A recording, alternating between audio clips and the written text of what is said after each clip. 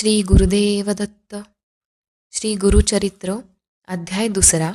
मराठी भावार्थ. पूर्वी गोदावरीच्या तीरावर अंगिरस ऋषींचा आश्रम होता. तेथे वशिष्ठादी अनेक ब्रह्मर्षी तप करीत असत. त्यापैकी पैलमुनींचा पुत्र वेधर्म नावाचा एक विप्र होता. त्याला अनेक शिष्य होते. त्यापैकी दीपक नावाचा एक शिष्य होता. तो शिष्य मोठा गुरुभक्त होता. शास्त्रे व पुराणे यांच्या अभ्यासात गुरुसेवा करीत असतानाच तो प्रवीण झाला.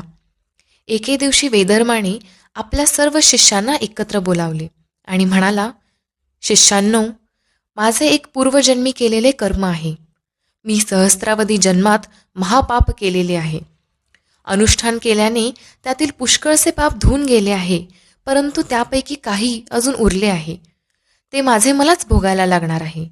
त्याशिवाय ते संपणार नाही. मी जर तपसामर्थ्याने त्या पापाची उपेक्षा केली तर ते माझ्या मोक्षाच्या आड येते. तेव्हा ते मी देहाने भोगल्याशिवाय त्याचा निराश होणार नाही. त्या पापाची निष्कृती होण्यासाठी मी वाराणसीला जाणार आहे. तेथे गेल्यास पापाचे शीघ्र क्षालन होईल असे शास्त्रात सांगितले आहे. त्यावेळी माझा सांभाळ करायला व शुश्रूषा करायला तुम्हापैकी कोण तयार आहे, त्याने ही जबाबदारी स्वीकारावी. त्या शिष्यातून दीपक लगेच पुढे आला आणि गुरूंना म्हणाला, स्वामी, मला आज्ञा करावी. मी आपली कशी सेवा करीन ते मला निसंकोचपणे सांगावे. काया, वाचा, मने मी आपली मनापासून सेवा करून आपणाला या व्याधीतून मुक्त होण्यास मदत करू इच्छितो. मी स्वतः आपले भोग स्वीकारायला तयार आहे. तरी कृपया मला सेवा करण्याची संधी द्यावी.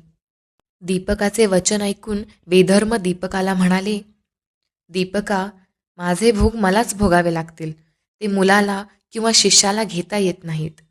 मी केलेल्या पापामुळे यापुढे 21 वर्ष मी कुष्ठाने अंग झडलेला, आंधळा, पांगळा असा होईन. हे सर्व शरीराचे भोग मी 21 वर्ष भोगल्याशिवाय नष्ट होणार नाहीत.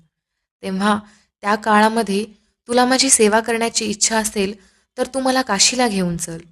तुझ्यामुळे हे शिष्योत्तमा मी शाश्वत पदास पोचू शकेन. काशीस मणिकर्णिकेच्या उत्तरेस कळंबेश्वर तीर्थाजवळ ते गुरुशिष्य राहिले. तेथे वेधर्मास कुष्ठरोग झाला. गुरुला दिलेल्या वचनाप्रमाणे दीपकाने गुरुची अत्यंत मनोभावे सेवा केली. गलित गात्र व चिडखोर झालेल्या गुरुच्या सर्व लहरी व केलेला छळ त्या शिष्योत्तमाने आनंदाने सोसून त्यांची सेवा केली. दीपकाची गुरुसेवा पाहून भगवान शंकर प्रसन्न झाले. तुला वरदान देऊन मी तुझ्या गुरुची व्याधी नष्ट करतो, असे भगवान शंकर दीपकाला म्हणाले. परंतु गुरुची आज्ञा नसल्यामुळे दीपकाने वरदान घेण्याचे नाकारले. भगवान शंकरांना त्यांची गुरुभक्ती पाहून नवल वाटले. त्यांनी श्री विष्णूंना दीपकाच्या गुरुभक्तीची सर्व कथा सांगितली. त्याची गुरुभक्ती पाहून साक्षात विष्णू समाधान पावले. दीपकासमोर प्रकट होऊन त्यांनी दीपकाला वर मागण्यास सांगितले. दीपकाने अधिक गुरुभक्ती करण्याचे सामर्थ्य व ज्ञान द्यावे, म्हणजे मला गुरुची सेवा अधिक चांगली करता येईल, असा वर मागितला. श्री विष्णू दीपकाला तसा वर देऊन अंतर्धान पावले. नंतर दीपक गुरुजवळ गेला. तेव्हा गुरुंनी त्याला विचारले, भगवान विष्णूंनी तुला काय वरदान दिले ते मला सांगावे. दीपकाने घडलेला सर्व वृत्तांत आणि त्याला मिळालेल्या वरदानाची सर्व हकीकत सांगितली. वेधर्म आपला शिष्य दीपकाची गुरुनिष्ठा पाहून संतुष्ट झाले व त्यांनी दीपकाला, तू दीर्घायुषी होऊन तुला वाचासिद्धी प्राप्त होईल व यापुढे तू काशीपूरला निवास करशील, असा आशीर्वाद दिला. याचप्रमाणे वेधर्म शिष्याला प्रसन्न झाला व त्याच क्षणी त्याचा देह व्याधीमुक्त झाला.